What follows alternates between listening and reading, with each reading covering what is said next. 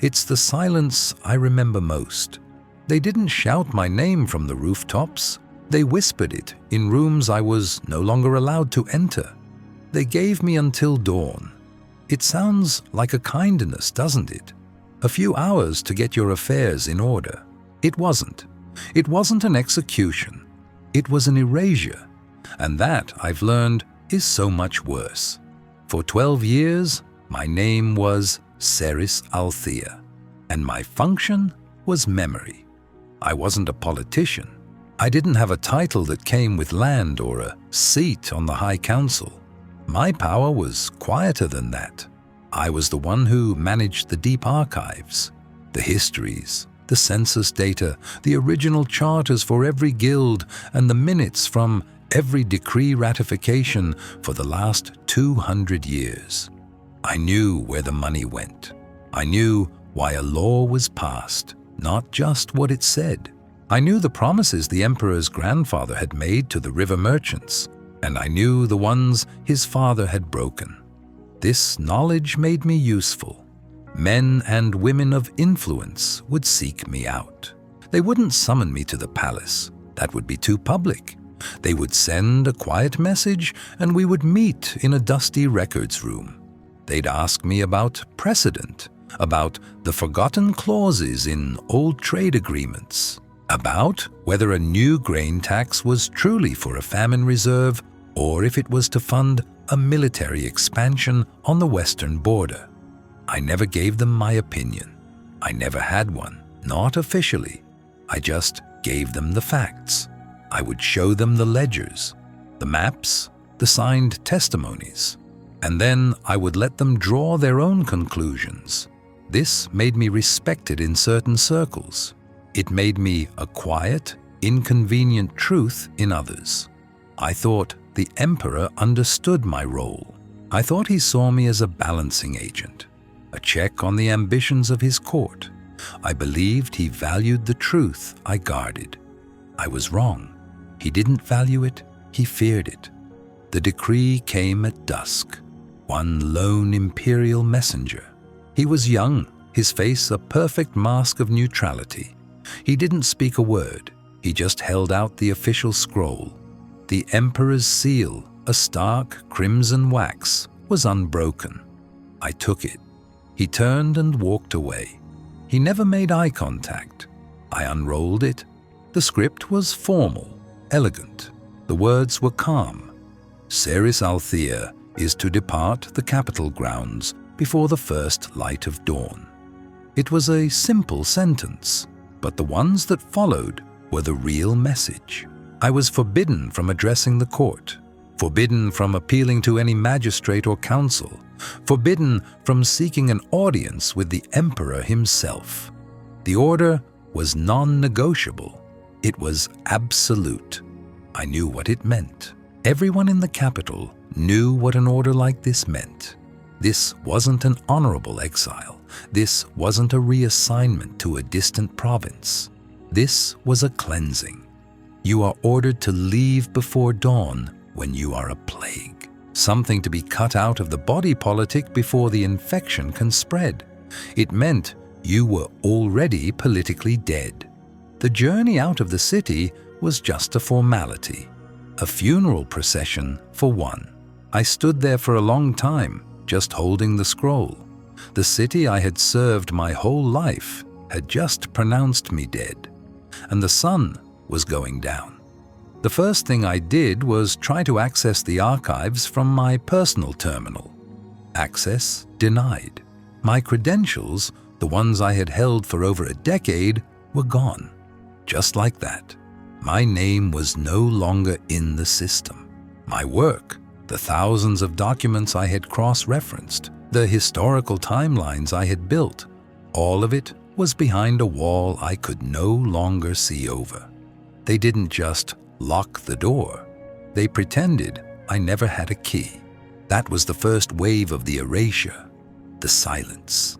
The immediate, deafening silence where my authority used to be. I left my office and walked back to my residence. The two Imperial guards who were always posted at the end of my street were still there, but something was different. their posture, their gaze. They weren't looking out, protecting the street from threats. They were looking in, at my building, at me. They weren't my protectors anymore. They were my wardens. I went inside. My 2 servants were there, tidying things that were already tidy. They moved around me with a strange, careful grace. They wouldn't meet my eyes. When they spoke to each other, it was in hushed tones, as if there had been a death in the house. There had been. Mine. I asked my aide, a bright young man named Kyle, whom I had been training, to send a message, a simple note to a friend on the Trade Council. He just stood there for a moment, looking at the floor. Then he told me that the Imperial courier service was not available to me. Not unavailable for the evening. Unavailable to me. That was the moment the walls truly went up. Not the physical walls of the city, but the invisible ones. The ones made of fear. No one was coming to help. No one would dare. My allies were not allies. They were just people who had benefited from my work. And now I was a liability. They were choosing to survive. I couldn't blame them. I had hours, maybe 6, maybe 7. I had to pack. What do you pack when you're being erased? A few clothes, some money. It all felt pointless, but I couldn't just walk away. There was one last thing. It wasn't for me. It was for the work, the part of the truth that lived outside the official archives. I kept a private ledger. It held the notes that connected the official documents, the names of people who had given anonymous testimony, the unofficial reasons for official decisions. It was the key to everything, the one thing that proved the history they were trying to bury. It was hidden, not in my home. That would have been the first place they'd look. It was tucked inside the binding of a massive, forgotten book of provincial maps in the Great Library. A book no one had requested in a century. I had to get it. I had to walk through the capital one last time. The air was getting cooler.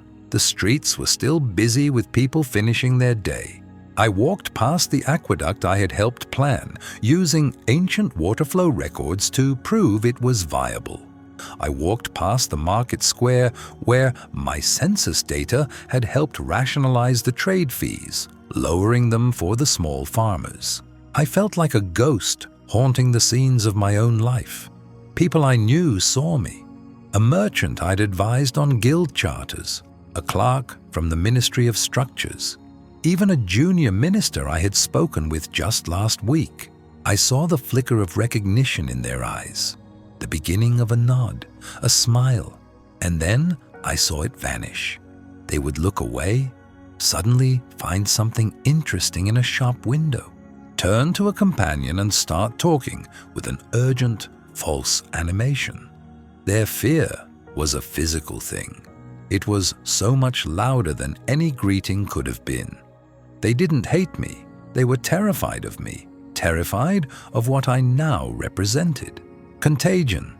I was no longer a person. I was a risk, a walking political disease, and no one wanted to be seen standing too close.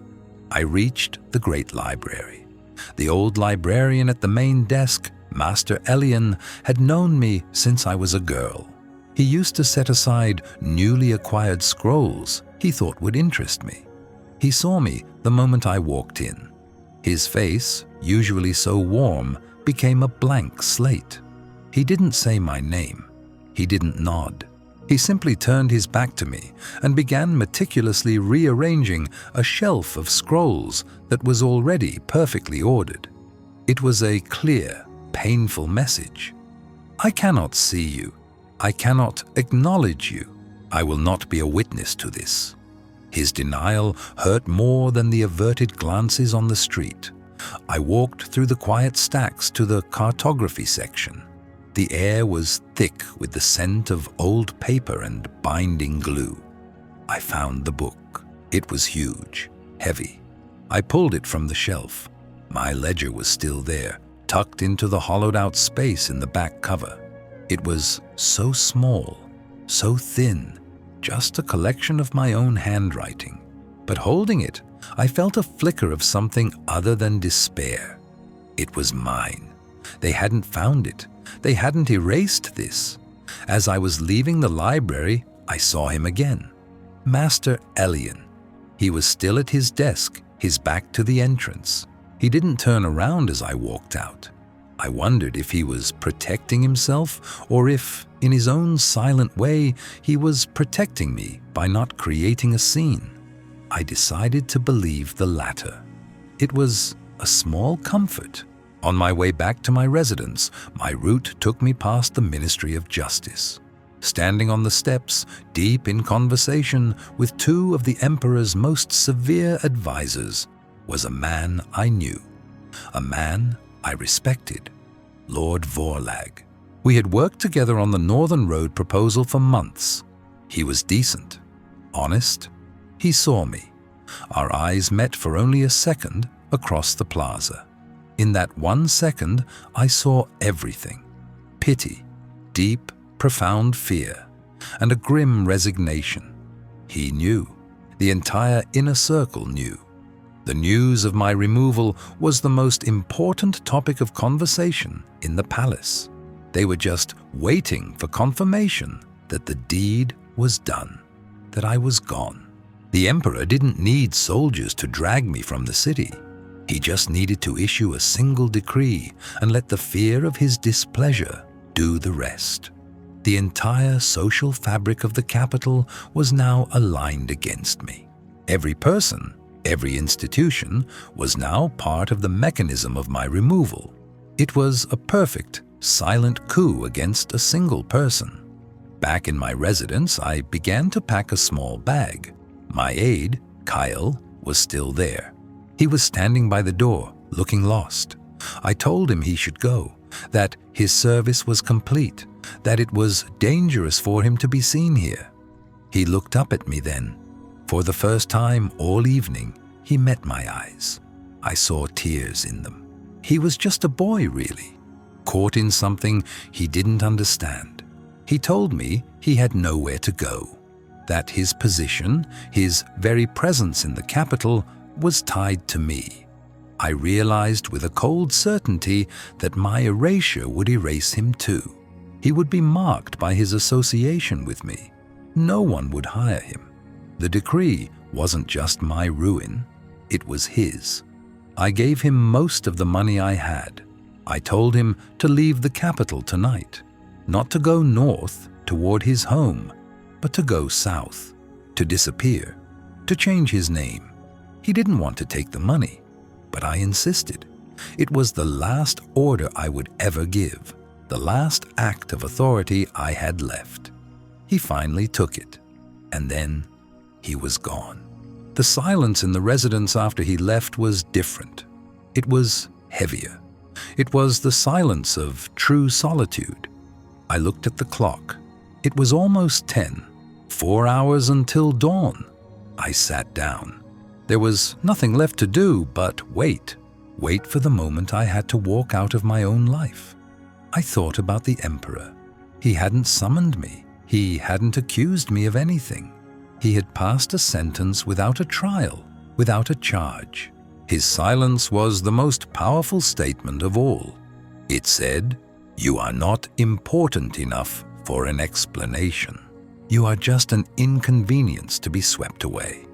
I had spent my life in service to the idea of a just and rational state, a government built on precedent and law.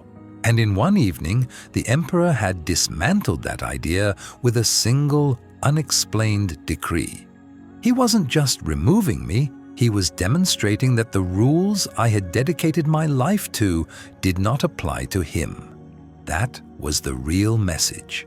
Not for me, but for everyone else. The minutes ticked by. Each one felt like a stone dropping into a deep well. I thought about my work, the projects left unfinished, the lines of inquiry that would now go cold. There was the matter of the Western grain shipments, The official reports showed a surplus, but my private notes suggested that the numbers were being falsified, that a powerful general was diverting grain to feed his own legions, building a private army on the emperor's coin. I had been gathering the proof. I was days away from being able to present it. Now, that proof would die with my career. The general would get away with it. The emperor would be weakened, and he wouldn't even know why. Was that why I was being removed? Did the general get to the emperor first? Did he paint me as a traitor, a spy, to cover his own tracks? It was possible. It was likely. The fear wasn't just for myself anymore. It was for the capital, for the empire. I was a warning system, a nerve ending for the state, and they had just severed the nerve. They were flying blind, and they didn't even know it. The clock struck midnight. I stood up. I put on my cloak. It was time to start walking. It would take me at least 3 hours to reach the southern gate on foot. I had to be outside the walls by dawn. If I was found within the city after the first light, the decree implied the penalty was absolute. The guards at the gate would have their orders. I opened the door to my residence, and I saw a man standing there. He wasn't one of the guards. He wore the livery of the emperor's personal staff, a palace messenger. My heart stopped. This was it. They had changed their minds. They weren't even giving me until dawn. They were here to arrest me now, to take me to the dungeons. The messenger looked just as confused as I felt. He held out a scroll, not the same kind as before. This was smaller, sealed with a different private seal. He seemed nervous. He told me the decree had been amended. He said I was not to leave. He said I was to come with him. Immediately, the emperor would see me now. The walk to the palace was surreal. The 2 guards who had been watching my house were gone. The streets were quiet, empty. The messenger walked ahead of me, silent. He didn't offer any explanation. I didn't ask for one. I was in a state of shock. My mind was racing, trying to understand what was happening. Leave. Don't leave. It was a contradiction. A suspended decree was unheard of. It showed hesitation. It showed weakness. An emperor's word was supposed to be stone. What had changed between dusk and midnight? We entered the palace through a side entrance, away from the grand halls and the court. We walked through service corridors I had never seen before. The air in the palace felt tense. I saw a few guards in the corridors, and they looked confused. They would see the messenger's livery, see me, and share uncertain glances. Orders and counter-orders must have been flying through the palace for the last hour. I was being taken to the emperor's private study, a place I had never been, a place few people ever were. The messenger stopped at a heavy door. He knocked once. A voice from inside called for us to enter. The messenger opened the door, motioned for me to go in, and then closed it behind me, leaving me alone with the emperor. He was standing by a large table covered in maps and documents. He did not look at me. He was the most powerful man in the world, and in that moment, he looked like a man trapped in a room with a problem he didn't know how to solve. The room was silent for a long time. I was the one who broke it. I asked him why. Why was I ordered to leave? He finally looked at me. There was no anger in his eyes. There was something else, a weariness, a deep, profound exhaustion. He didn't apologize. He didn't make excuses. He told me the decree was not about me. Not really. He explained that a faction at court, led by the general I had been investigating, had come to him. They had presented a case against me. They said my work was creating instability, that my quiet influence was encouraging dissent among the lower ministers and the guilds. They told him I was a threat, not a rebel, not a traitor, but something more dangerous, a source of inconvenient truth that could be used to question his authority. They had pushed him.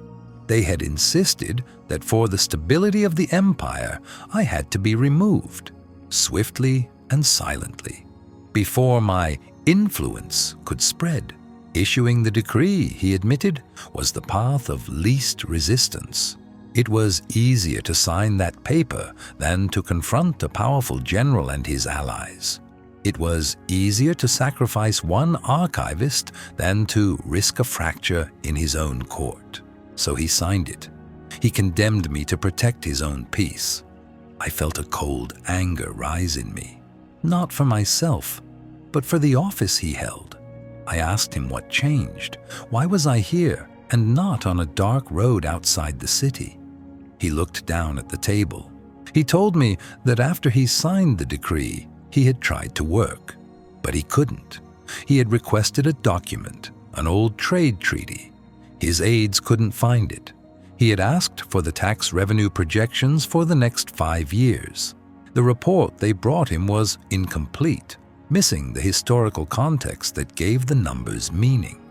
He had realized in the space of a few hours that in removing me, he had removed a part of his own government, a part of his own memory, his own understanding. He had cut out the nerve, and he had immediately felt the numbness. He had made himself weaker, more blind, and he had done it out of fear.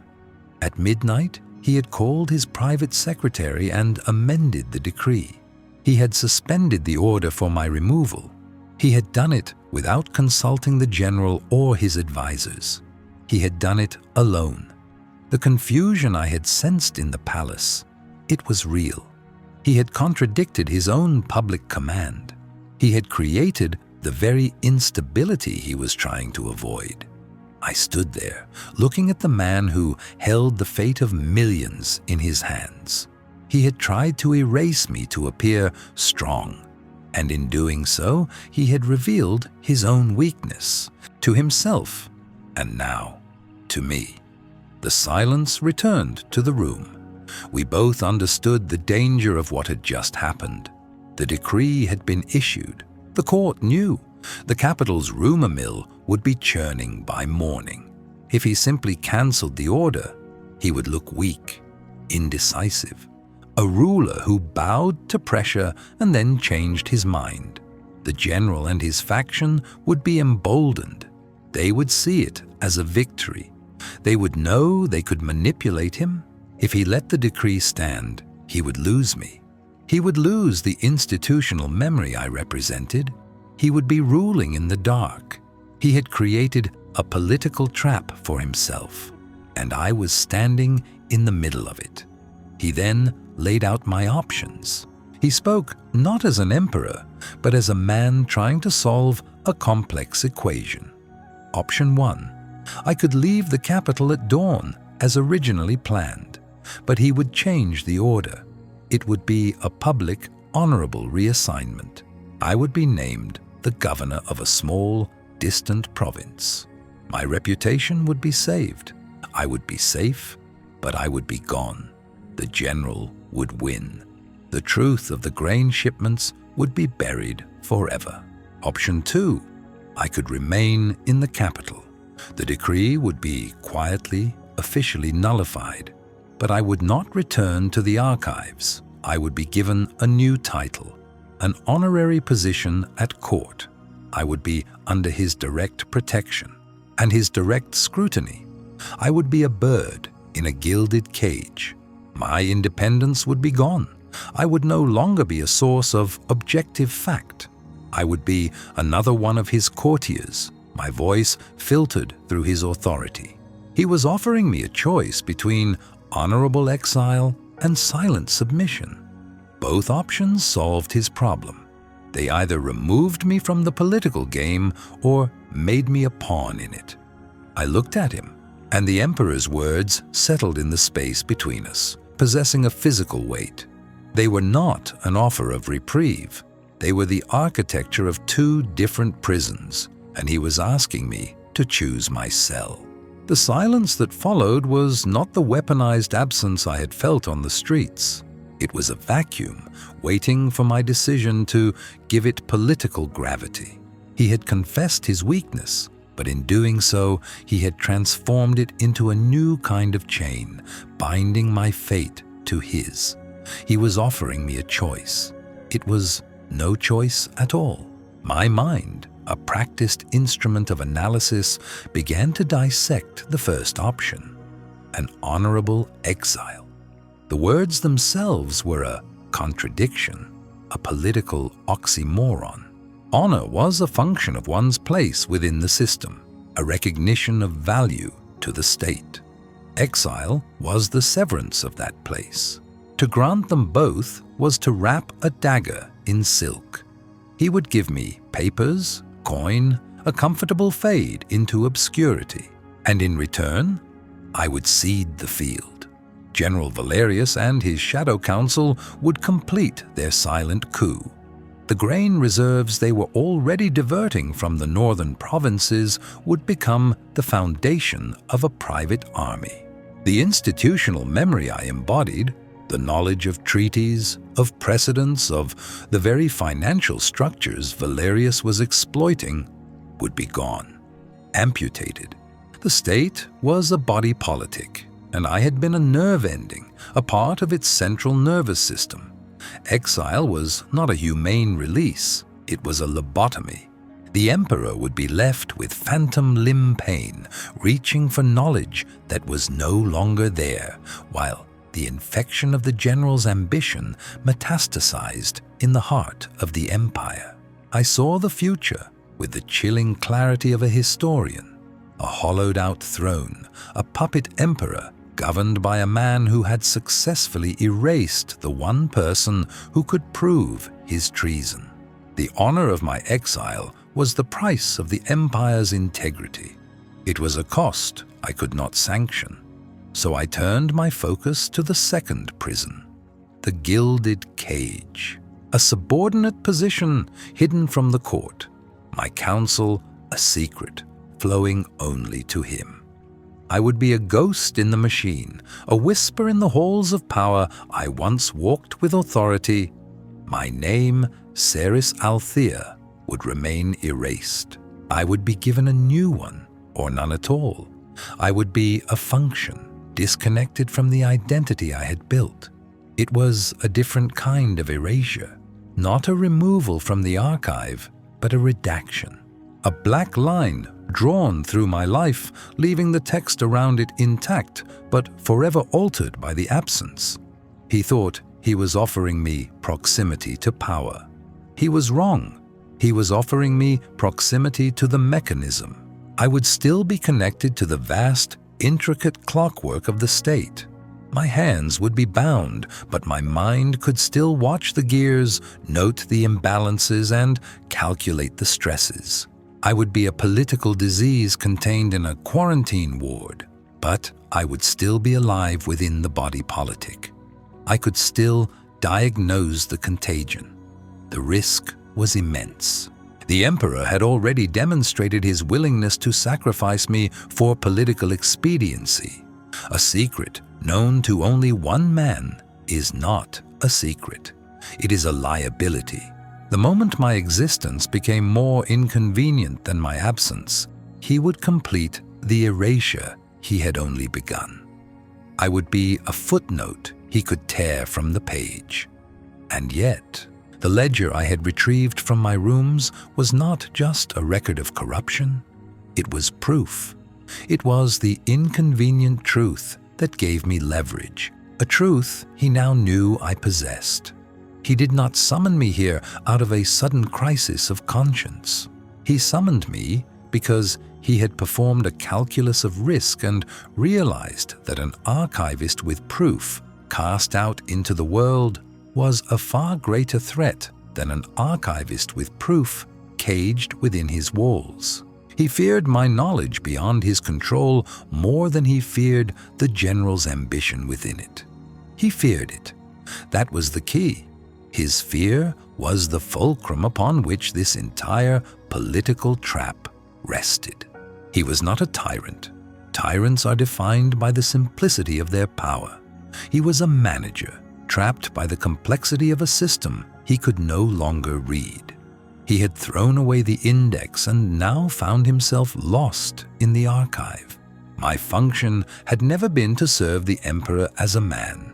My function was to serve the crown as an institution, to be its memory, its conscience, its balancing agent.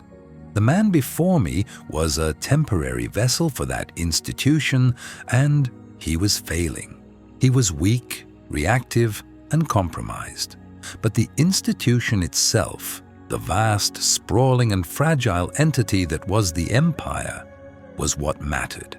It was the work of my life.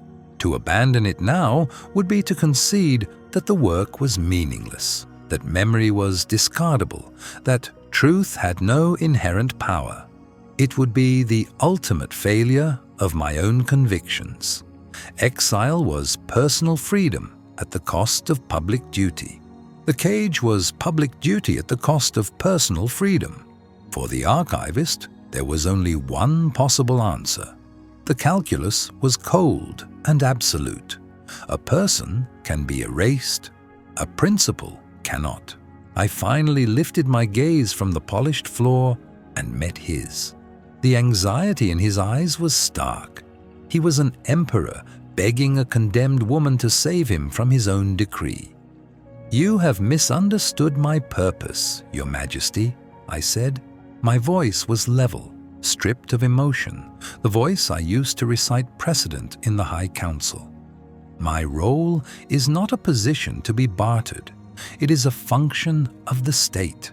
Its necessity is not dependent on my title, my presence at court, or your favor.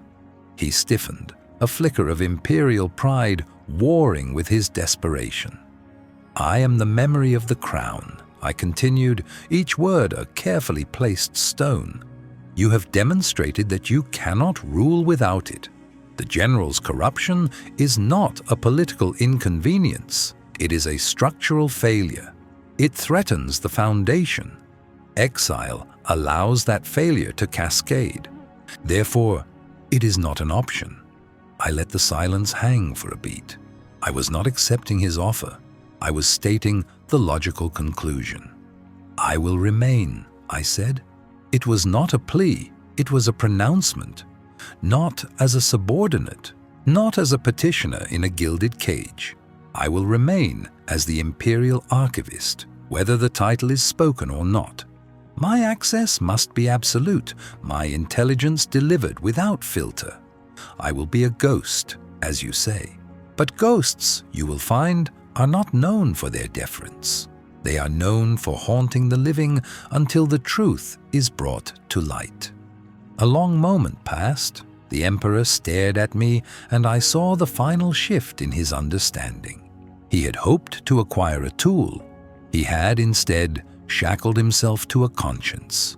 He was trapped, not with a servant, but with the very principle of institutional memory he had tried to discard.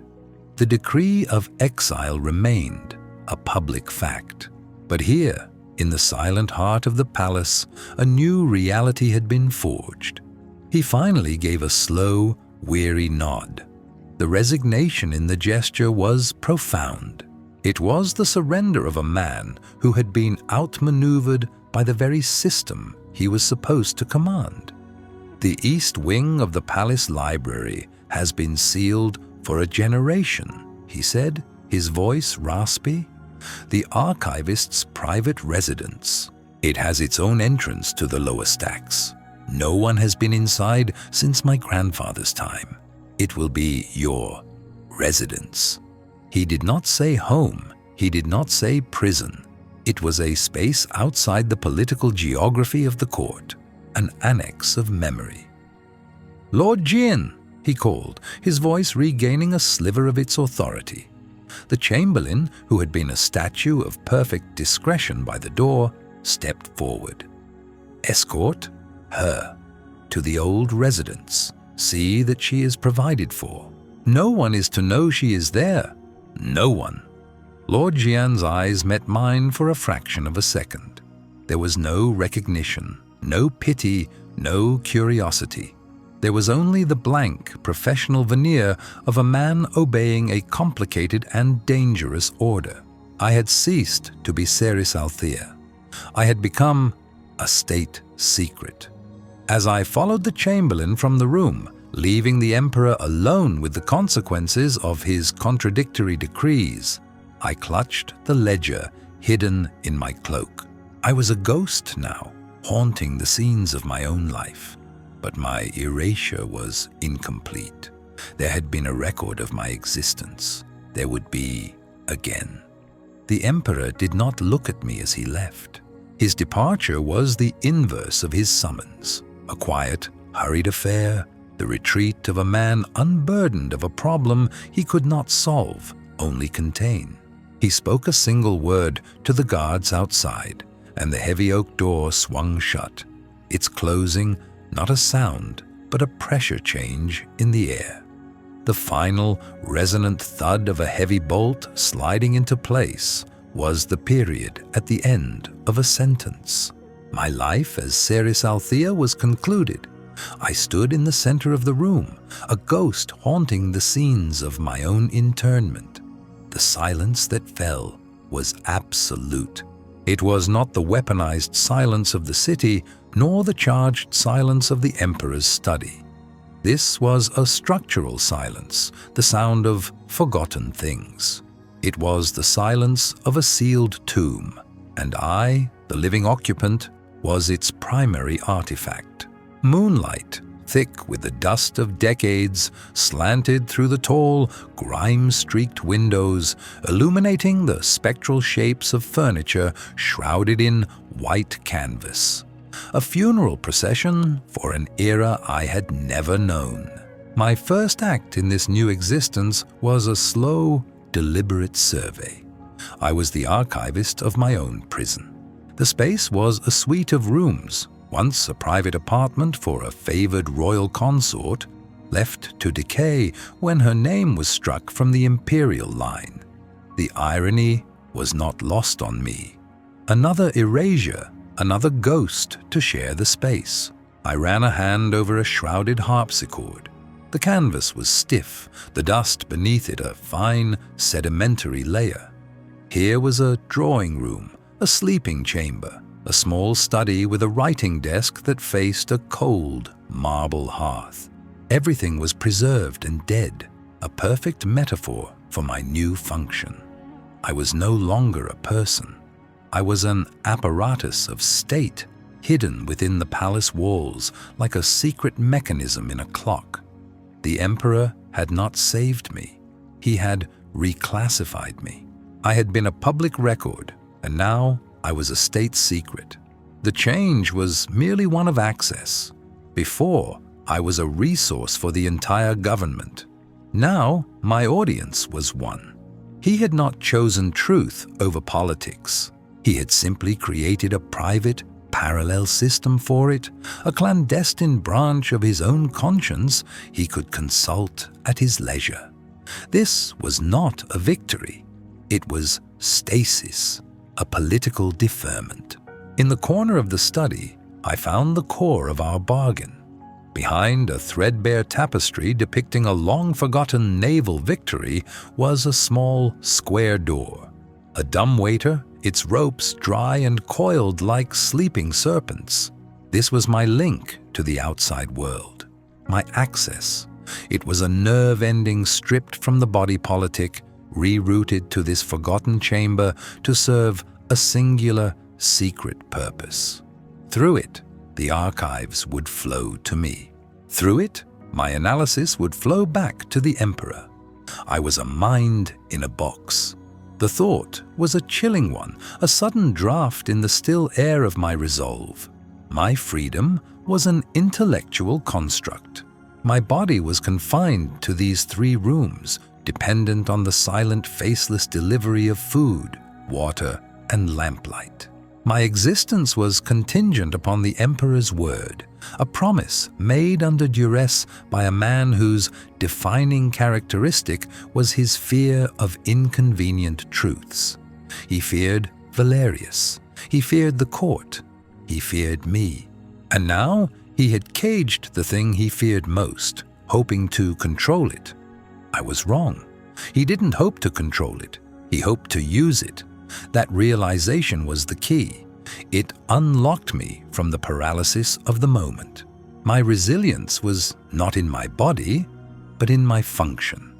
As long as I was useful, I was safe.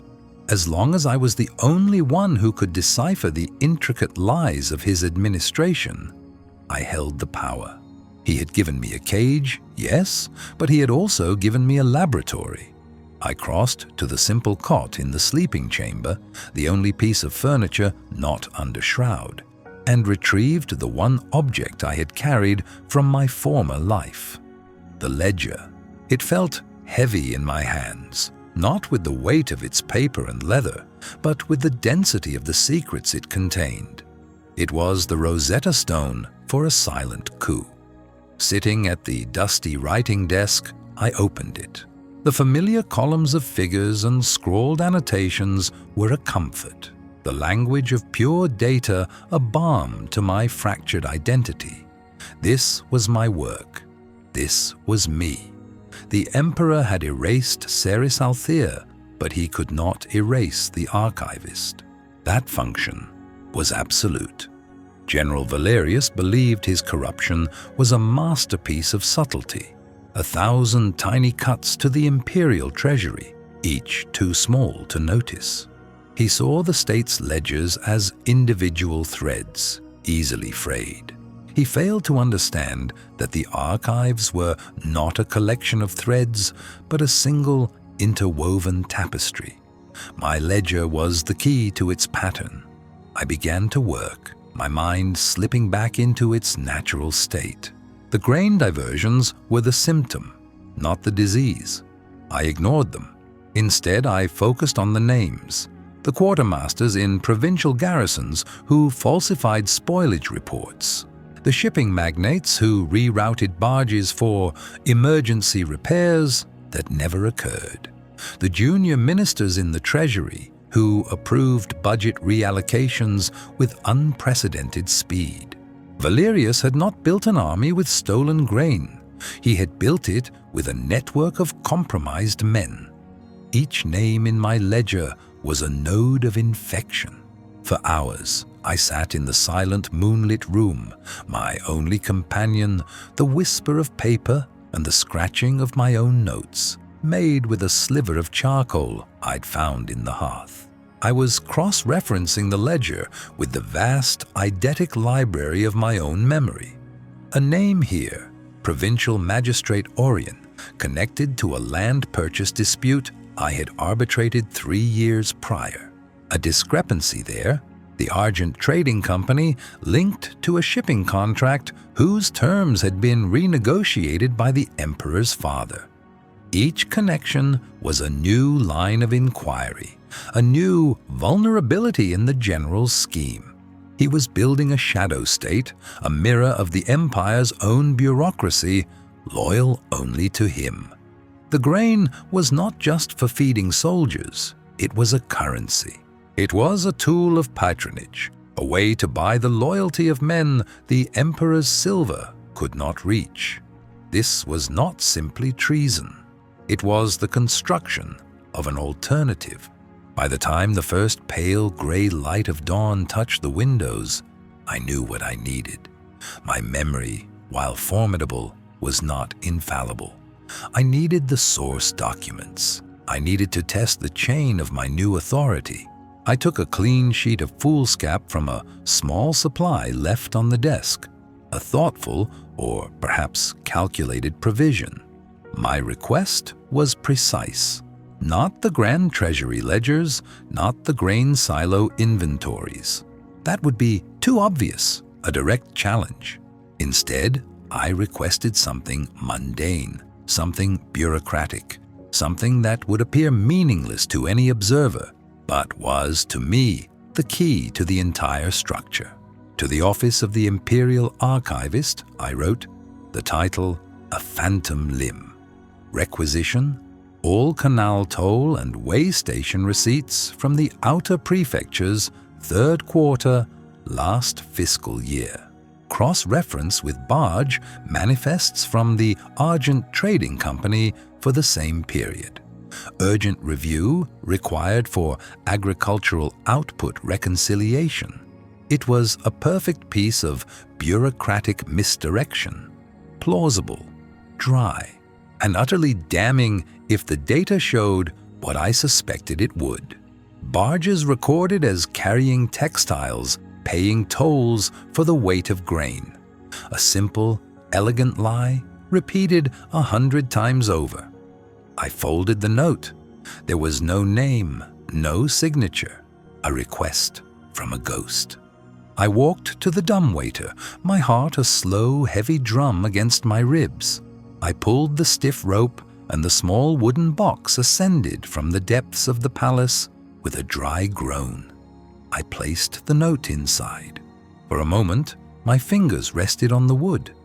This was it, the first cast of a line into a deep and dangerous ocean. I was testing the Emperor.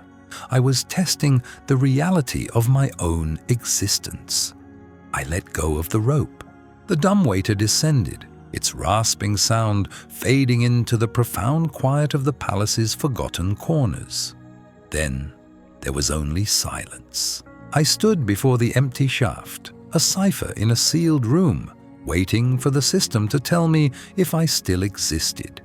The sun was rising, but for me, the dawn had not yet broken. It was suspended, held hostage by a promise made in the dark. The silence that followed was a different substance from the one that had haunted the city streets. That had been a public silence, a shared, weaponized absence of sound. This was a private vacuum, the perfect stillness of a tomb. The dumbwaiter's rope had gone slack, its soft thudding against the shaft wall fading into nothing. My request was gone, delivered into the machinery of the palace, a single thought injected into the body politic from which I had been excised. Now there was only the weight. It was a clock of a different sort, not the inexorable march toward the dawn gate, but the slow, agonizing drip of moments measuring the Emperor's fear against his desperation. Each second that passed was a grain of sand tipping the scales. I did not pace. I did not peer from the tall, grime-filmed window that offered a sliver of a manicured courtyard I was forbidden to enter. To do so would be to concede my own anxiety, to give it form and motion. Instead, I stood before the closed wooden door of the dumbwaiter shaft, a sentinel at the gates of my own gilded cage. My new world was an equation of controlled variables. 4 rooms, a sitting room furnished with dust-sheeted relics of a forgotten courtier, a bedchamber with a mattress that smelled of cedar and thyme, a small washroom with plumbing that gurgled like a sleeping beast, and this, the small antechamber that housed my only connection to the outside world. They were not rooms, but containers. My existence had been reduced to a state secret, a political singularity confined to this sealed-off wing of the palace. I was no longer a person. I was a function, isolated and refined. I was a ghost haunting a house that was not my own. The sounds of the living palace were faint, spectral things. The distant echo of a guard's boot on marble, the muffled laughter of a servant, the mournful groan of the palace's ancient architecture settling. They were reminders of a world that was now hermetically sealed from me, a world that believed me to be a disgraced exile, a footnote already fading from institutional memory. The erasure was complete, and yet I remained, a paradox, a secret that could undo the Emperor himself.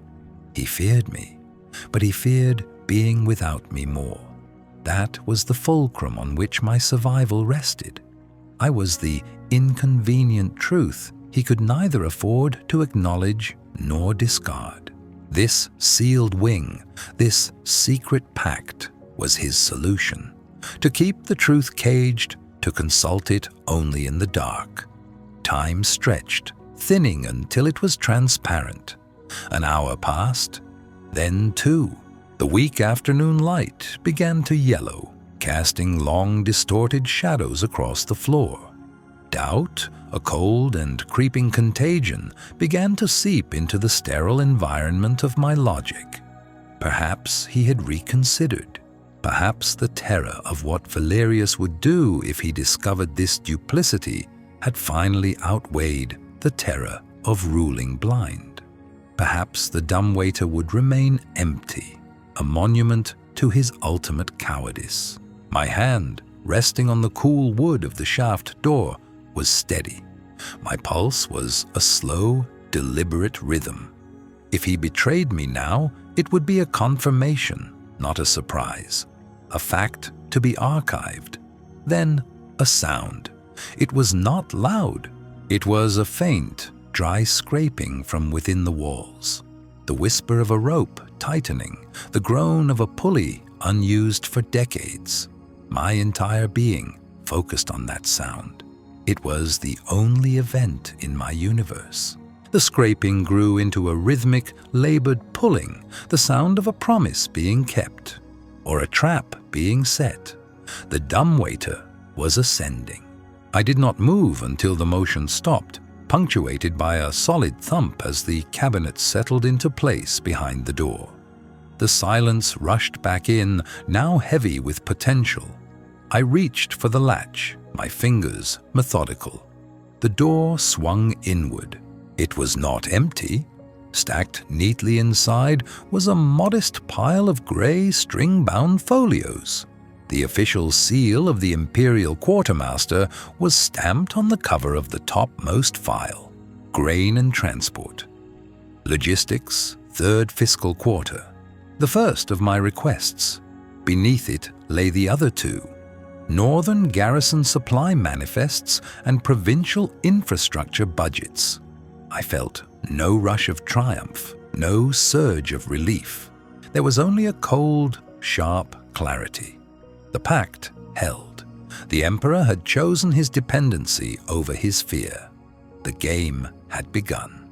I lifted the folios out one by one, their weight a familiar, grounding presence in my hands. The dry, dusty scent of official paper and aging ink was the smell of my former life, now delivered to me like rations to a prisoner. I carried them to the large, dust-covered table in the center of the sitting room, pulling back the sheet to reveal a surface of dark, polished wood. This would be my new archive, my war room. I untied the first folio, the one concerning grain logistics. My work had never been about simple record-keeping. It was about seeing the patterns within the data, the narrative hidden in the numbers. I knew the Empire's metabolism, the flow of its resources, the rhythm of its commerce, the subtle tells of its health and its sickness. To my eyes, these ledgers were not dry accounts. They were a living anatomy of the state. And Valerius had treated the state as his personal patient, bleeding it slowly, methodically. It was all there, just as my private notes had suggested. The official numbers were balanced, the books immaculate. It was a work of art, a perfect forgery of a healthy system. But I was not looking at the numbers themselves. I was looking at the spaces between them. I cross-referenced the grain shipments to the northern garrison with the transport manifests. A discrepancy. A small one, easily dismissed as a clerical error or spoilage. 1,000 bushels designated for the 3rd Legion's winter stores in the north were routed through a secondary depot in the western foothills, Valerius's home province. Alone, it was nothing. A single, anomalous data point. But then I opened the second folio. The northern garrison's own supply manifests showed they had received their full allotment. They had signed for grain that had never arrived. The signatures were authentic. The soldiers were loyal to their general. They would sign whatever he commanded. He wasn't just stealing resources, he was buying complicity. He was building his shadow state with the emperor's own coin and authority. This was the genius of his treason. It was not a violent seizure of power, but a parasitic integration. He was growing his own army, his own loyalists, his own supply chain, all within the legitimate apparatus of the empire. He was hollowing it out from the inside, leaving the emperor a hollow shell of authority, a walking effigy. I worked for hours. The light outside faded from gold to bruised purple, and finally to the deep, starless black of a capital night. I did not light a lamp.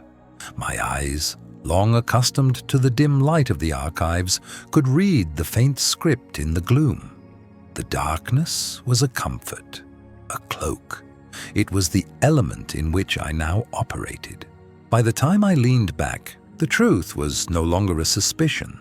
It was a schematic. The diverted grain-fed soldiers whose names appeared on no official roster. The infrastructure budgets showed funds for roads and bridges in desolate, strategically useless territories. Useless to the empire, but vital for connecting Valerius's network of loyalist towns and hidden armories. He was not just preparing for a coup. He had been enacting one for years. A silent coup waged on paper and in the shadows. My erasure had not been a preventative measure. It had been a final cleansing, the last step before his power became absolute. He had needed to remove the one person in the empire capable of reading the story he had written in the margins of its ledgers. There had been mine. I sat in the darkness, the folios spread before me like a dissected corpse. The emperor had no idea. He saw Valerius as a political threat, a powerful courtier to be managed. He did not see him as a rival sovereign. He thought he was balancing power. He was, in fact, ceding it. My path was clear. I was not merely to be the emperor's memory. I was to be his sight, his comprehension. I would perform the vivisection of Valerius's shadow state, document by document, and lay the pieces before a man too terrified to see it for himself. I stacked the folios, retied them with their string, and placed them back in the dumbwaiter. With them, I placed a new, single sheet of parchment. On it, I had written my next request. It was no longer a broad inquiry. It was a scalpel aimed at a specific nerve. Personnel transfer records for the Western Provincial Guard, last 2 years. All promotions authorized by General Valerius. I closed the door and gave the rope a single, sharp pull, the signal for retrieval. Then I waited in the absolute dark, listening for the answering groan of the pulley. I was no longer a ghost haunting a palace. I was the ghost in the machine, and I was just beginning my work. The pact was sealed, not with a handshake, but with a shared, exhausted silence. We were no longer emperor and subject, but two conspirators bound by mutual desperation. My erasure was now a functional lie, a piece of political theater we would both perform. He was the gilded figurehead, and I, the ghost in his machine. He led me from the audience chamber himself, a move of such profound irregularity that it felt like another confession. The guards in the corridor, rigid as statues, tracked our movement with their eyes, their faces blank masks of discipline. They saw their emperor escorting the condemned. They saw a living contradiction, and their training offered no protocol for it. Their silence was a question hanging in the torchlight. We did not speak. The walk to the palace's forgotten west wing was a funeral procession for one. This wing had been sealed for a generation, since the azure pox had claimed the emperor's aunt and her entire household. It was a place of bad memory, a scar on the palace's architectural skin, which made it the perfect sanctuary, the perfect tomb. We stopped before a heavy oak door, its iron fittings filmed with the rust of disuse. A single Imperial steward stood waiting, his face pale and his posture unnaturally stiff. He held a ring of keys, their weight seeming to pull his arm toward the floor. He did not look at me. He did not, I suspected, dare to look at the emperor. He was a man tasked with an order that made no sense, and his fear was a palpable thing, a scent of cold sweat in the air. "The wing has been swept," the steward murmured, his voice a dry rasp. "Provisions are laid in. The arrangements are as you commanded, Your Majesty." The emperor gave a curt nod. He took the largest key, a piece of black iron that looked medieval, and fitted it into the lock. The grinding protest of the mechanism was the only sound. It was the noise of a system being forced to accommodate an impossible new reality. He pushed the door open. The air that drifted out was a physical presence, stale, cold, and thick with the dust of 30 years. It smelled of forgotten things. It smelled of my new life.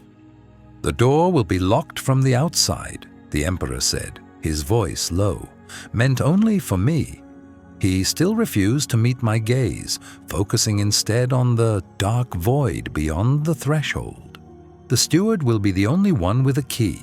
He's loyal to me, not to the office. His name is Kalen."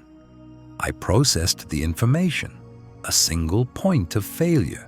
A man whose loyalty was personal, not institutional. It was a risk. Everything was a risk.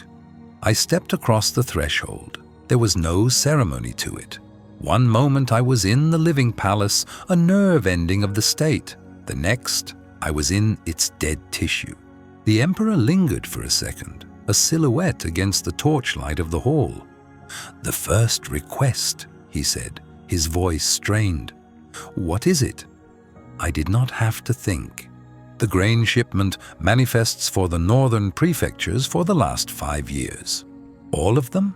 And the corresponding military payrolls for the garrisons stationed there? He nodded, a jerky, uncertain motion. "It will be done."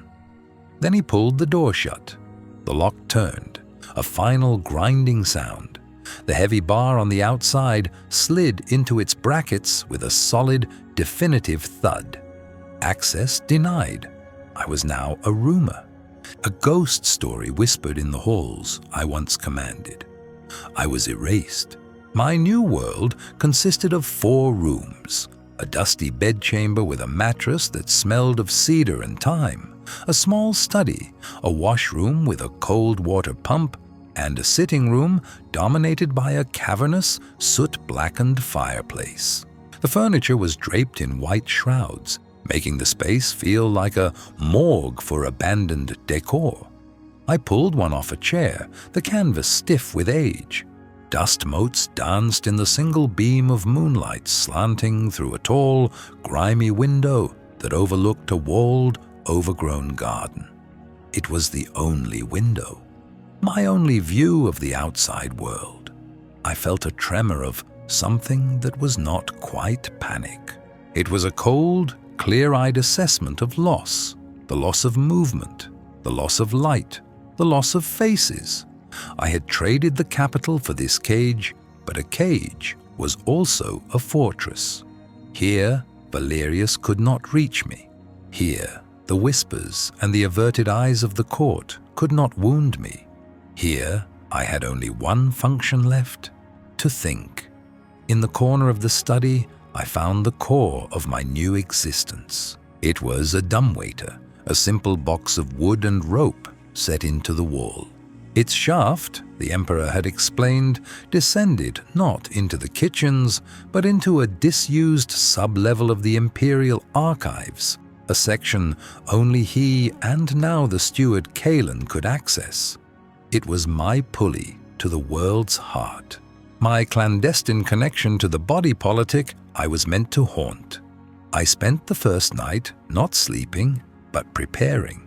I cleared the large table in the study, wiping away the thick layer of dust with the hem of my tunic. I laid out the tools I had, the small, coded ledger I had risked everything to retrieve, a few quills, and a pot of ink from the provisions. The ledger felt warm in my hands, a concentration of truth in a city built on convenient fictions. It was the seed. Everything would grow from it. Dawn arrived not as a sunrise, but as a subtle graying of the light in my single window. It was the dawn I was supposed to have fled. Instead, I was at the very heart of the empire, more central to its survival than ever before, and utterly invisible. A paradox. The emperor was a master of them. The first test came mid-morning, a soft scraping sound from the wall. The dumbwaiter. I hauled on the rope, my muscles protesting. The box ascended, heavy and laden. Inside were not scrolls, but a tray, bread, cheese, a pitcher of water, and a single, perfect apple. A prisoner's meal. Beneath it, however, was a folded note on Imperial parchment. They are being collected. The volume is significant. It will take time. Be patient. The handwriting was the Emperor's, hasty, anxious. I held the note for a long moment. It was a confirmation. The pact was real. He had not changed the decree at midnight. He had merely altered its terms. My exile was now vertical instead of horizontal. I ate the bread, my mind already working. General Valerius was not a simple thief. A man like him did not engage in common graft. His was a more sophisticated form of corruption, a kind of bureaucratic predation that used the state's own systems against itself. He would not leave a trail of stolen gold. He would leave a trail of discrepancies, of numbers that almost balanced, of resources allocated for one purpose and quietly used for another. He was building his shadow state not with swords and banners, but with requisitions and shipping manifests. He was waging a silent coup, and the ink was his weapon. To catch him, I had to map the pathology of the entire system. Late that afternoon, the dumbwaiter groaned again. This time, it was full. Stacks of scrolls, bound in twine, filled the small container. The grain manifests. I hauled them out, my heart quickening with a familiar thrill. The hunt. I was an archivist again. This was my language, my territory. I spent the rest of the day and deep into the night unrolling the scrolls across the floor of the study. The room became a sea of parchment. 5 years of grain shipments to the north. Thousands of entries detailing tonnage, origin, destination, spoilage reports. It was the empire's metabolism, rendered in ink, mundane, repetitive, and somewhere within it, the cancer. I began the work, cross-referencing the manifests with the entries in my own small ledger. My ledger was the key, the Rosetta Stone for this mountain of official lies. It contained the names of shell corporations, intermediaries, and transport guilds secretly owned by Valerius's cronies. I wasn't looking for a missing shipment. I was looking for a pattern, a ghost signature in the logistics. Hours bled together, marked only by the slow crawl of the light across the dusty floorboards. The silence of the wing was absolute, broken only by the rustle of parchment and the scratching of my quill. It was a purer silence than the one I had experienced on the streets. That had been a weaponized silence, full of meaning and threat. This was a nullity, the silence of the void. In it, I could finally hear the data speak. It was on the third day that I found it. A discrepancy. not in the grand totals which had been meticulously falsified to match projections. The forgery was too perfect. Valerius was too smart for that. The error was in the details. A series of shipments to Garrison 4 in the foothills of the Dragon's Tooth Mountains. According to the manifests, they had received a 20% surplus of grain for 3 consecutive years, justified by a note citing preparations for winter isolation. Normal enough, but the payrolls for that same garrison, which had arrived in a separate delivery, showed its numbers had been reduced by half during that same period. Fewer men, more food. A massive, inexplicable surplus. It was not a smoking gun. It was subtler. It was a thread, a single, loose thread in the vast, complex tapestry of the state.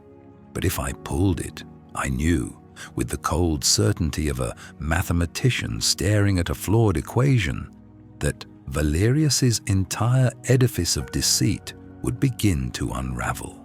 I stood up, my back aching, and walked to the wall. Next to the dumbwaiter was a small brass-covered hole, a speaking tube, another of the Emperor's clandestine arrangements. I unstopped it and blew softly. A moment later, a faint hiss answered from the other end. I did not need to announce myself. Who else could it be? "I have something," I said, my voice quiet in the immense silence of the room. "It begins in the north." The payrolls were the key. Grain could be explained away as spoilage, a clerical error, a phantom of logistics. But names were not phantoms. Men required payment, shelter, and purpose, and General Valerius was providing all three. The manifests were the body of his treason. The payrolls were its beating heart. I had found the first thread, and as I sat at the heavy oak desk in my gilded prison, I felt the familiar, cold thrill of the hunt. It was the only warmth left to me. My new existence was a study in silence and routine. My world had shrunk to the dimensions of this forgotten suite of rooms. A study choked with the Emperor's discarded histories, a small bedchamber, and a washroom with plumbing that gurgled like a dying man. The windows were leaded glass, thick and distorting, turning the capital into a watercolor abstraction. I was a ghost, haunting a machine of my own design. My only connection to the living world, to the apparatus of the state I once commanded, was the dumb waiter.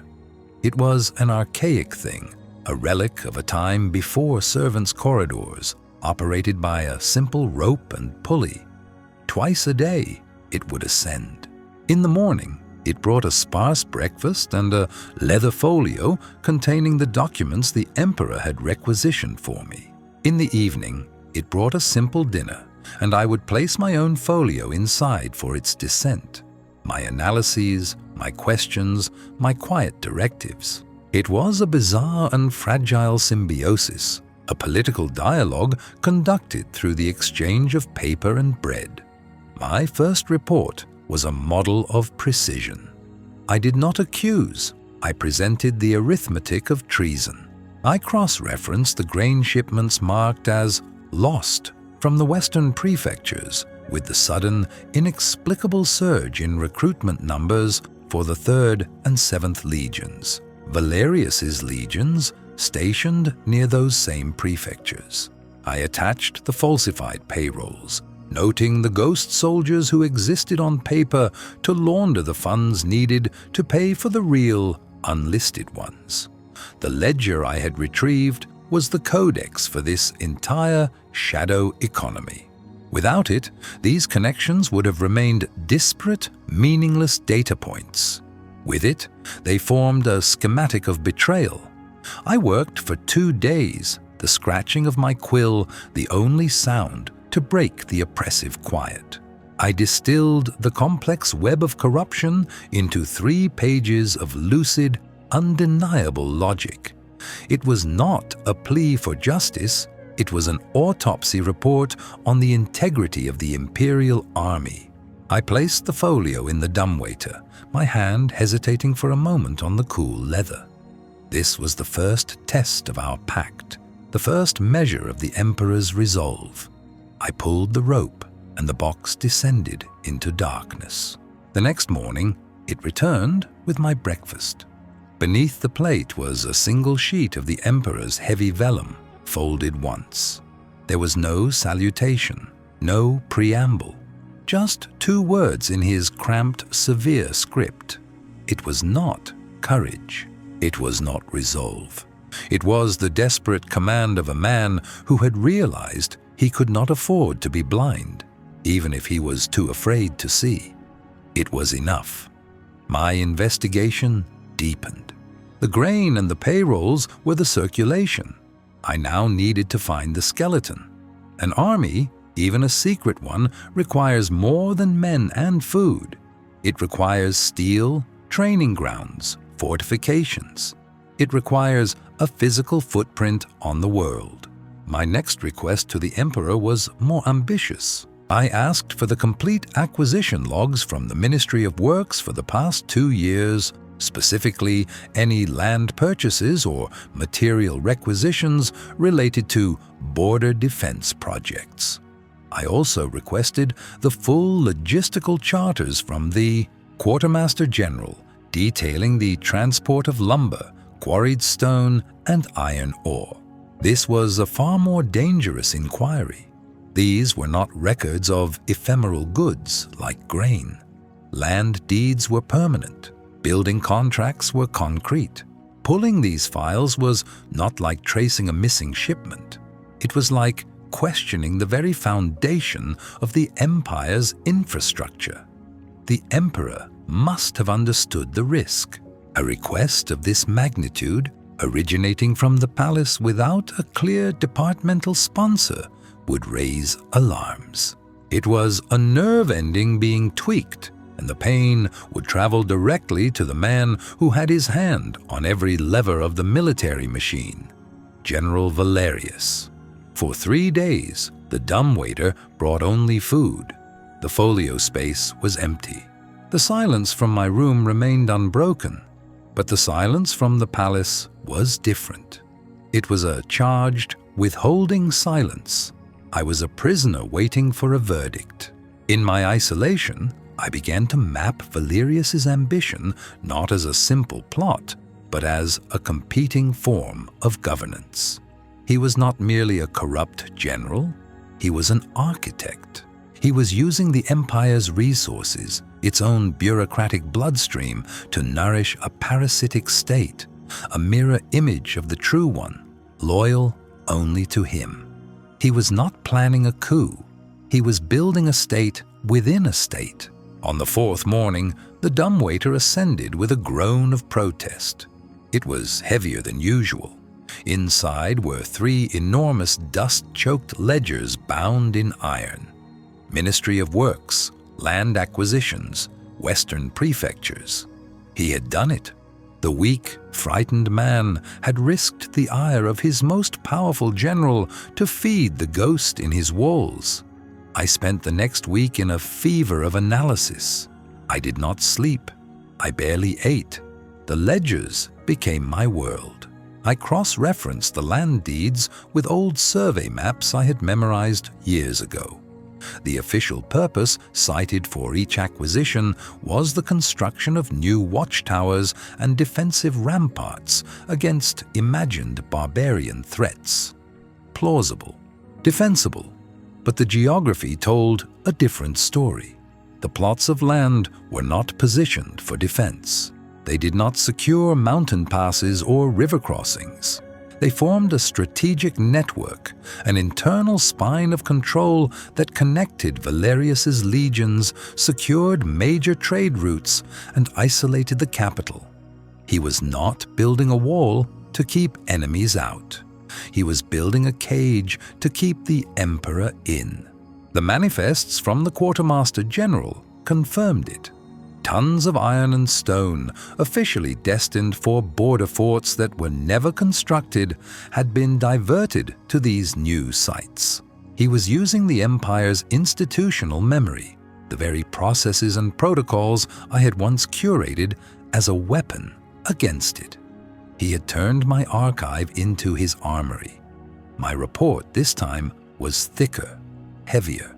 It was a map of his shadow empire, complete with logistical routes, construction sites, and a precise calculation of the resources he had stolen. It was the anatomy of his silent coup, laid bare on paper. It was undeniable proof, the kind of truth the archives were built to protect, the kind of truth that gets people killed. I sent it down the dumbwaiter and waited for the Emperor's reply. For the first time since my erasure, I felt a sliver of something that resembled hope. It was a foreign, unnerving sensation. The hope was a contagion. I should have known better. The response did not come the next day, nor the day after. The dumbwaiter continued its scheduled ascents and descents, but it carried only food. The folio space remained starkly, accusingly empty. The silence in my suite returned to its natural state, the quiet of a tomb. But the silence from the palace was now the silence of a held breath, the pause before the breaking of a storm. I tried to work, to refine my notes, but my mind was a closed loop. I had presented the Emperor with the complete, unassailable truth of his general's treason. There were only two possible outcomes. The Emperor would act, or the Emperor would break. On the fifth day, the evening dumbwaiter arrived. There was no dinner plate, no water pitcher, just a single blank sheet of parchment lying in the center of the dusty wooden box. It was not the Emperor's vellum. It was cheap, common stock. I stared at it, my mind refusing to process the implication. It was an answer defined by an absence, an erasure. I waited, my hand on the pull rope, for a long time. The abstract watercolor of the city outside my window bled from dusk into night. Finally, with a sense of grim finality, I sent the empty vessel back down. An hour later, I heard the telltale creak of the ropes. It was an unscheduled arrival. My heart, a dull and functional organ, began a frantic, painful rhythm against my ribs. The box rose into view. Inside was a note. It was the Emperor's vellum this time, and his script was so tight it was nearly illegible. The ink bled by a trembling hand. It was not a command. It was not a query. It was a death sentence. The general has raised concerns about information security. For the protection of the state, the archives are now under his direct oversight. All requests must be routed through his office.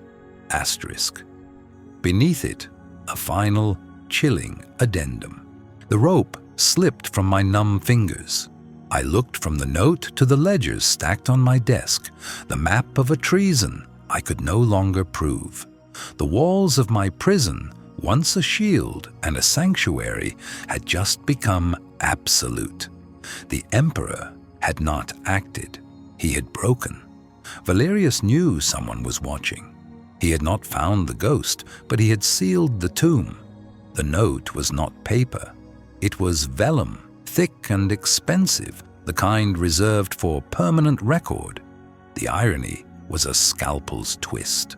It announced the end of all records, the final closing of the account. My account. General Valerius has been granted full oversight of the Imperial archives. Your access is terminated. Effective immediately. Asterisk. There was no signature. There did not need to be. The message was the signature. An act of Valerius, delivered by the hand of the Emperor. The dumbwaiter rope hung limp and motionless. For weeks it had been my lifeline, the artery connecting my mind to the body politic. I had been a ghost in the machine, a secret intelligence. Now the artery was severed. The machine had a new ghost, one who would haunt it with lies instead of truths. I was wrong. I had believed the Emperor, in his weakness, still clung to the utility of truth. I had mistaken his fear of incompetence for a commitment to principle. But Valerius offered a more seductive alternative: the illusion of control without the burden of inconvenient facts. The Emperor had not been forced into this decision. He had chosen it. He had chosen the path of least resistance, a path that led directly to his own gilded cage, one that mirrored my own. A silent coup was no longer a threat on the horizon. It was a calcified fact. The capital, the empire, already belonged to Valerius. He had simply not yet bothered to announce it. He had won. The two words settled not with the fire of outrage, but with the cold, immense weight of a glacier. He had not just won a political battle, he had seized the state's very capacity for self-awareness. He now controlled institutional memory. He could erase his treason not by destroying records, but by rewriting them, recontextualizing them, burying them in a mountain of fabricated legitimacy until the truth was nothing more than a conspiratorial whisper. The ledger in my possession was no longer evidence, it was heresy. The silence in the aftermath was different. Before, it had been the tense, watchful silence of a secret. It was a silence I commanded, a function of my hidden role. Now, it was the suffocating silence of a vacuum. It was oblivion. The dumbwaiter, my sole companion, became a monument to my obsolescence. Its dark, square mouth was no longer pregnant with possibility, but sealed with the finality of a tomb. My prison, once a symbol of a desperate pact, transformed. The plush velvet of the chairs felt like the lining of a coffin. The intricate tapestries depicting ancient imperial victories were no longer history. They were mockeries, shrouds for a dying dynasty. The sealed doors, once a guarantee of my security, were now simply the architecture of my entombment. I was a vestige, a fossil of a function that no longer existed. The archivist, erased. Ceres Althea, interred. Time began to fray. Without the rhythm of documents arriving and reports departing, the days lost their structure. I tracked their passage by the slow march of a sunbeam across the far wall, a sliver of light admitted by one high, grime-streaked window. I watched it crawl from the edge of a bookcase in the morning to the carved leg of a writing desk in the evening. It was my only clock, measuring out the slow, steady decay of my purpose.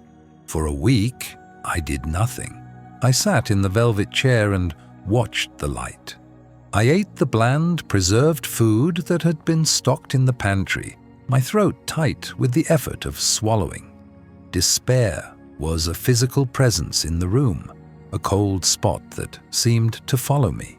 It whispered that my life's work had been for nothing, that truth was not a cornerstone of civilization, but a fragile commodity easily discarded. The whisper was seductive. It offered the simple peace of surrender. But the habits of a lifetime are not so easily broken. I was an archivist. My function was to order, to categorize, to understand. To surrender to the chaos of despair was to deny the very essence of my identity.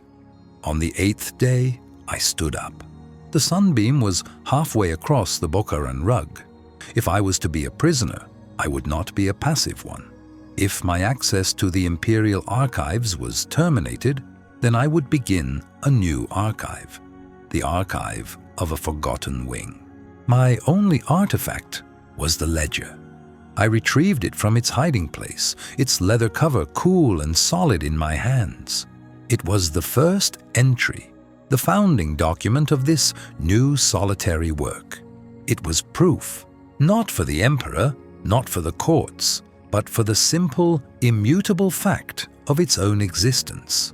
Truth did not require an audience to be true. I began my work. My methodology was the same as it had ever been. I started with the known boundaries. The wing was comprised of 4 rooms. This main sitting chamber, a small bedroom, a washroom with its own cistern, and a pantry. All were connected. All doors leading out were sealed, the heavy oak bolted and, I presumed, barred from the other side. The windows were too high, too narrow. Escape was a fantasy. My objective was not escape. It was knowledge. I became an archaeologist of my own cell. I ran my fingers over every inch of the walls, feeling for variations in temperature, in texture. I tapped the plaster, listening for the shift in resonance from solid stone to hollow space. I mapped the patterns of dust, the geography of neglect. I studied the construction of the furniture, the joinery of the floorboards, the masonry of the grand, cold fireplace. The work was a balm. It gave me back my function. My mind, which had threatened to turn inward and cannibalize itself, now had a problem to solve. The political trap had been sprung. Valerius and the emperor were phantoms beyond my reach. But this physical trap, this elegant prison, was a text I could learn to read. Days bled into weeks. I catalogued the warp of the wood, the fading of the tapestries, the subtle sag of the floor near the western wall. I created a lexicon of creaks and groans. I learned the room's language. Most of it was mundane, the simple story of disuse and time. But there was one anomaly. It was behind the largest of the tapestries, a sprawling depiction of the first emperor laying the foundation stone of the capital. The woven scene was heavy with age and dust, and no light had touched the wall behind it for a century. I had avoided moving it, wary of the effort and the cloud of filth it would release. But my systematic survey demanded it. Bracing myself, I pulled the heavy fabric aside. The wall behind it was, as expected, solid granite block, mortared with the precision of the old kingdom. I began my routine, tapping my knuckle against the stone, listening. Thud, thud, thud. The sound was uniform, dead, final. I moved down the wall, my ear close. Thud, thud. Then a change. It was almost imperceptible, a slight softening of the sound. I tapped again, harder. It was not a hollow echo, not the promise of a hidden chamber. It was something else, a lack of resonance, as if the stone's vibration was being absorbed. I pressed my palm flat against the cold surface. Nothing. I was about to dismiss it, to mark it as an inconsistency in the granite's density, when I felt it. A draft. It was impossibly faint, a mere whisper of moving air, colder than the stagnant chill of the room. It was not a steady flow, but a rhythmic puff, like a slow, sleeping breath. It seeped through a hairline fracture in the mortar between 2 colossal blocks of stone. There should not have been a draft. The wing was sealed. The air within was my own, recycled and stale. This air was different. It smelled of deep earth, of damp, and of something else, of distance. My heart, which I thought had become a numb, useless organ, began to beat with a purpose I had not felt since the dumbwaiter last ascended. I pressed my ear to the crack. The sound of the draft was a low, mournful sigh, but beneath it, carried on that impossible current of air, was another sound, faint, rhythmic, metallic, the sound of a chain dragging slowly across a stone floor. I was not alone in the forgotten places of the palace. The architecture of my prison had another secret, and my erasure, I realized, was not yet complete. The sound was an error in the system. My prison, until that moment, had been defined by its perfect, hermetic silence. A silence curated to amplify my isolation. The whisper of my own breathing, the rustle of silk against my skin, the soft thud of a book placed on a table. These were the only permissible noises in my gilded cage. This new sound was an intrusion, a variable unaccounted for. It was a dry, rhythmic scrape, the sound of weight being dragged across stone. It was faint, so faint that at first I dismissed it as a phantom of my own strained nerves, a ghost note played by a mind starved of stimulus. But it came again. Scrape, pause, scrape, a cadence of exhaustion. A metronome marking a different kind of time than the one measured by the palace clocks. My breath caught. My function, the core of my being, was to receive, process, and collate information. My mind, deprived of the vast data stream of the empire, seized upon this single, degraded signal with a desperate hunger. I rose from the chaise lounge, the book of provincial poetry falling forgotten to the floor. I pressed my ear against the cold, damask-covered wall from which the draught emanated. The wall I had already deduced was not an exterior one. There, closer now, the scrape, followed by the distinct metallic clink of a chain. The Emperor had not just erased me. He had not just severed me from the institutional memory of the body politic.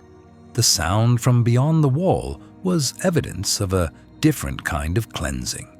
My erasure was conceptual, a social and political death. This was a physical one.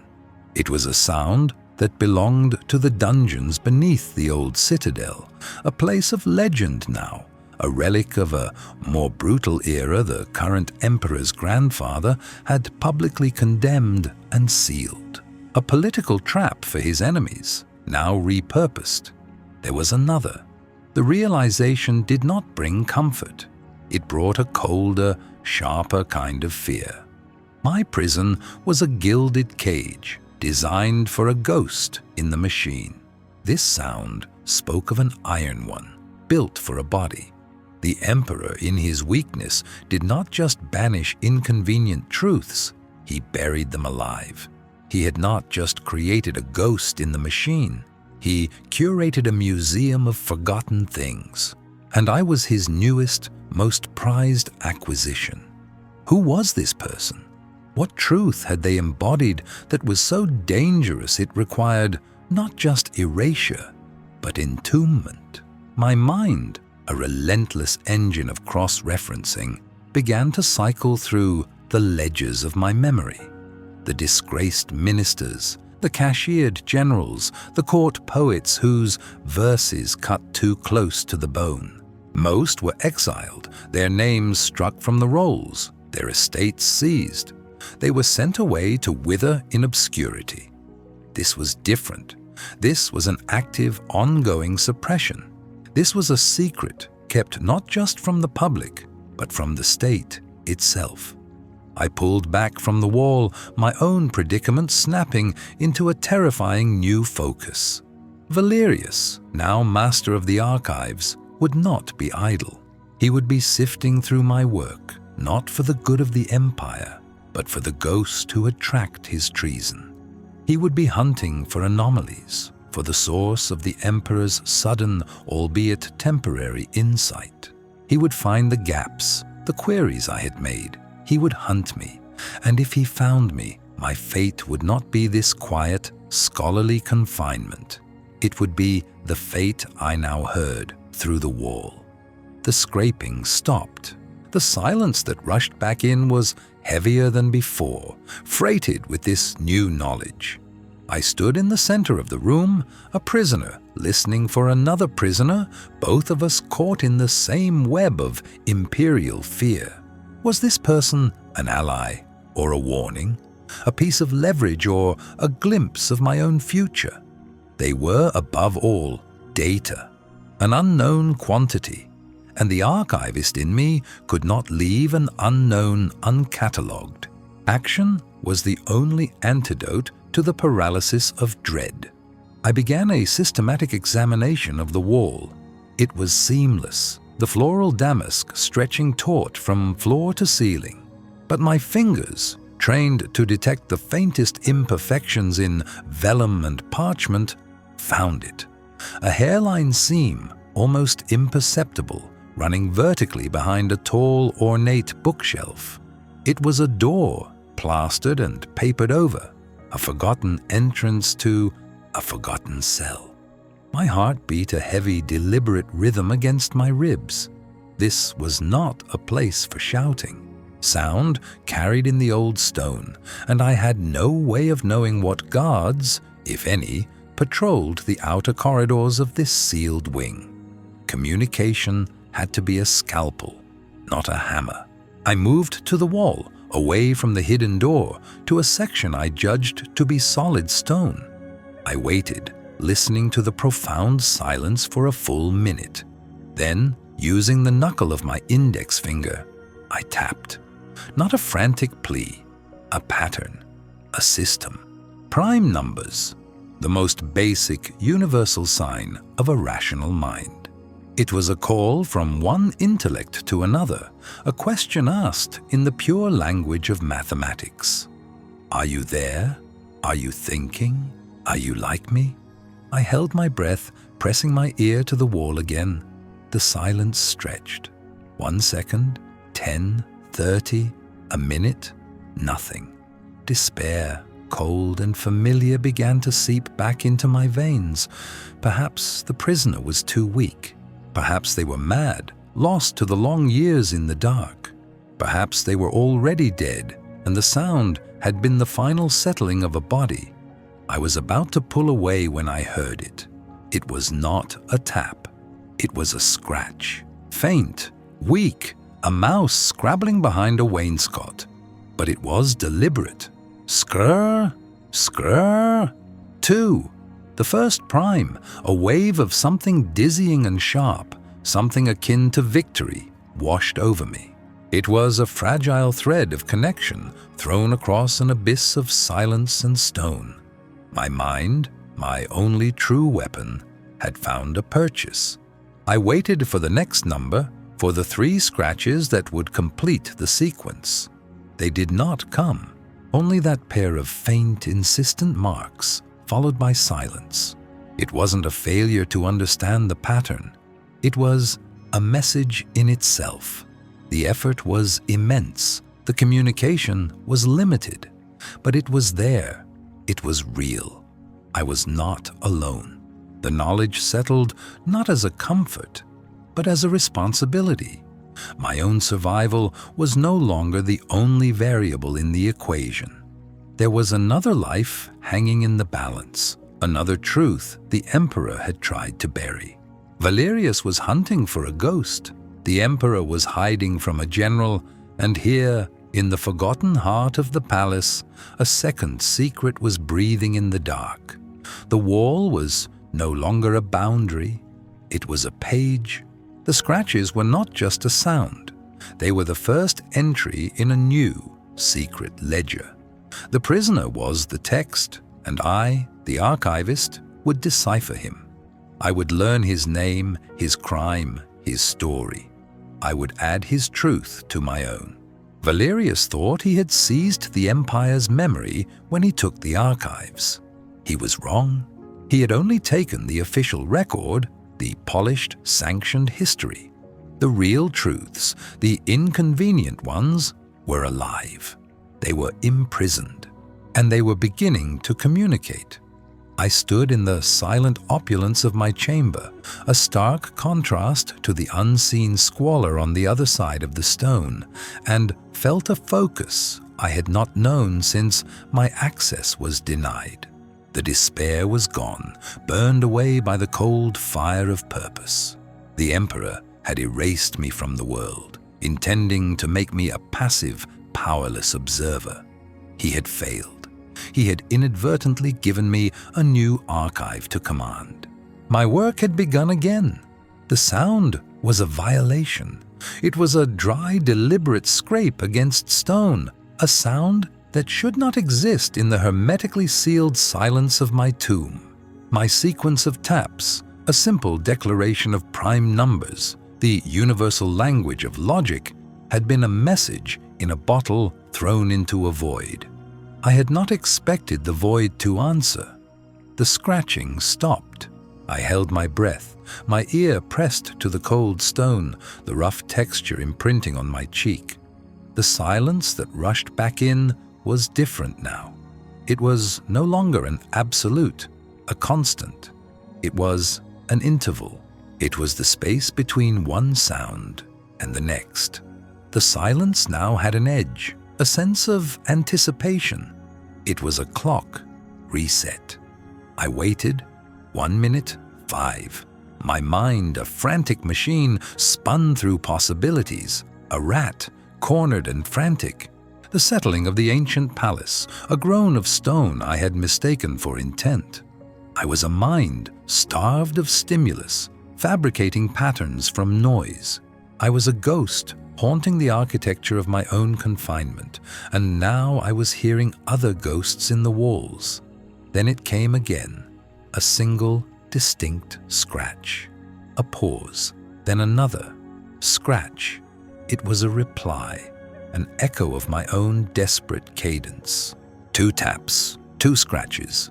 My logic was being returned to me, filtered through another consciousness. The silence had been broken, not by a voice, but by a grammar of desperation. My heart, a sluggish organ I had long ignored, began a heavy, painful beat. It was the rhythm of a terrible, nascent hope. Hope was a political liability. It clouded judgment. It was the currency of fools and martyrs, and I had been trained to be neither. I analyzed the sound.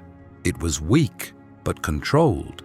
The instrument was crude, a loose stone perhaps, or a sharpened bone. The hand that wielded it was steady. This was not the random scrabbling of a beast or a madman. This was communication.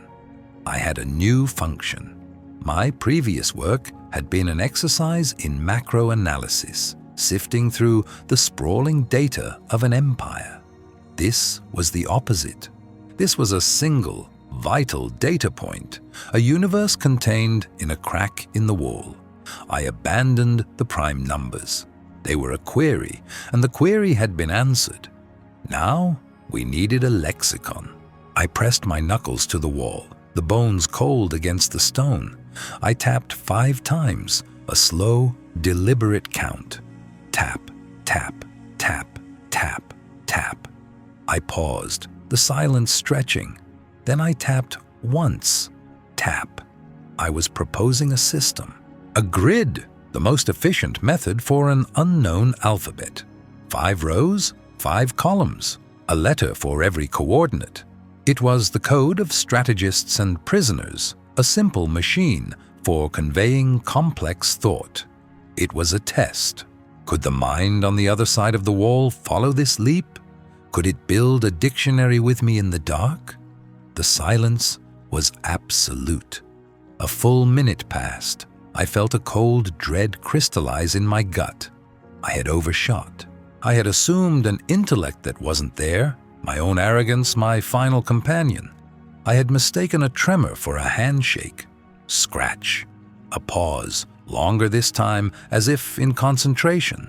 Scratch, scratch, scratch, scratch, scratch. My breath caught. 5 scratches. A longer pause. Scratch. 1 scratch. He understood. He, I felt a certainty it was a he, a baseless but insistent intuition, had mirrored my signal perfectly. He had accepted the premise. We were no longer 2 solitary points of despair. We were collaborators. We were 2 ghosts learning to speak the language of tombs. The process was excruciatingly slow, a conversation born of stone and bone.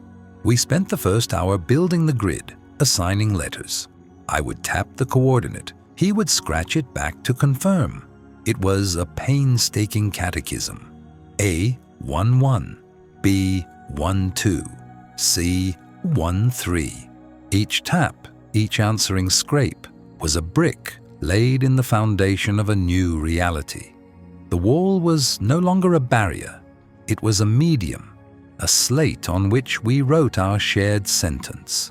I did not know his name, his crime, his face. I knew only that his mind worked, that it was logical, and that it was, like mine, trapped.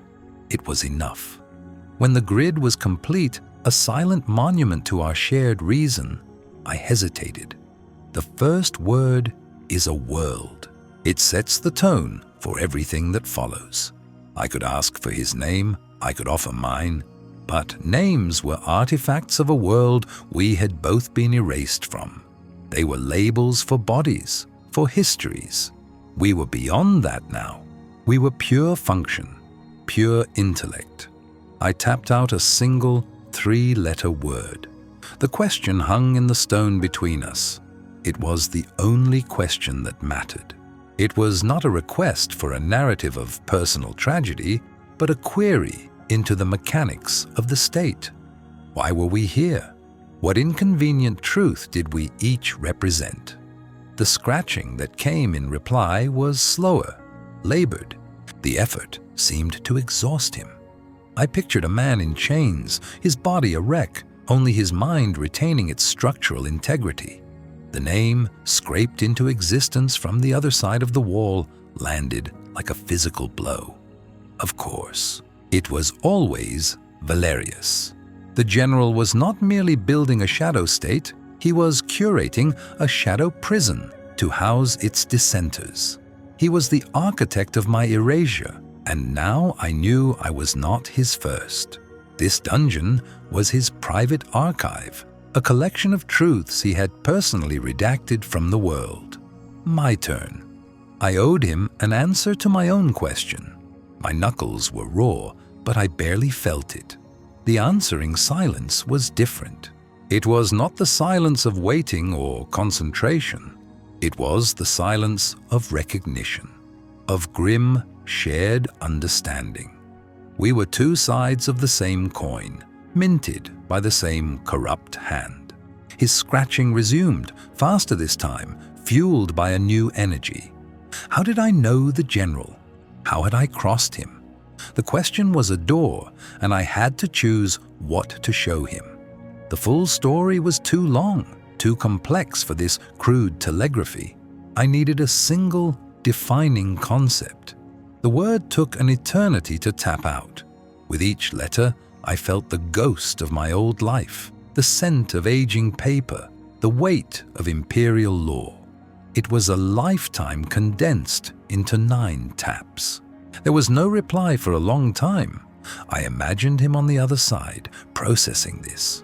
The archives were the brain of the empire, its institutional memory, and Valerius now controlled the brain.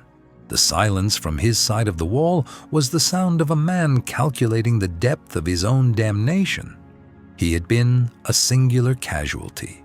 My presence meant the sickness had spread to the core of the body politic. Finally, the scratching began again.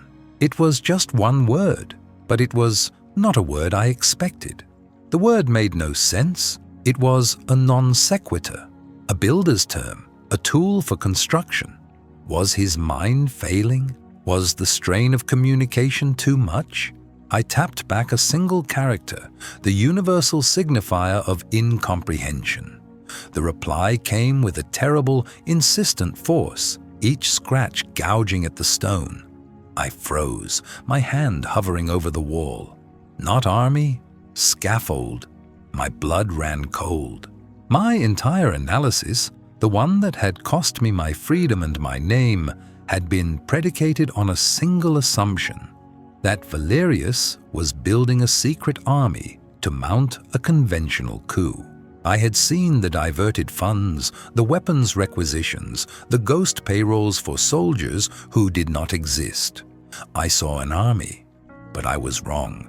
A scaffold is not the building. It is the structure that allows the building to be made. It is temporary. It is a tool for replacement. Valerius wasn't building a second army to fight the first. He was building a scaffold around the existing state, piece by piece, agency by agency. He was using the empire's own resources to construct a framework, and when it was complete, he would simply remove the old structure, the emperor, the courts, the law, leaving his new one standing in its place. It wasn't a coup. It was a replacement, a demolition from within. The man in the next cell had not given me a piece of information. He had given me a new metaphor, a new lens through which to see the truth. And with that single word, he revealed that my meticulous work, the proof I had nearly died to deliver, was incomplete. I had seen the weapon, but I had fundamentally misunderstood how it was to be used. The emperor's fear was justified, but his understanding was as flawed as mine. He thought he was fighting a wolf at the door. He did not realize the house itself was being eaten from the inside out. Who was this man? What function had he served to have seen this truth so clearly, so long ago? I had to ask. My fingers trembled as I tapped out the question. The scratching that followed was faint, weary, as if the effort of this revelation had cost him everything. Each letter was a struggle. It was a name I had read once in a sealed file from the reign of the emperor's father. A name that had been officially erased 30 years ago, attached to a project that was declared a catastrophic failure. A name that belonged to a ghost.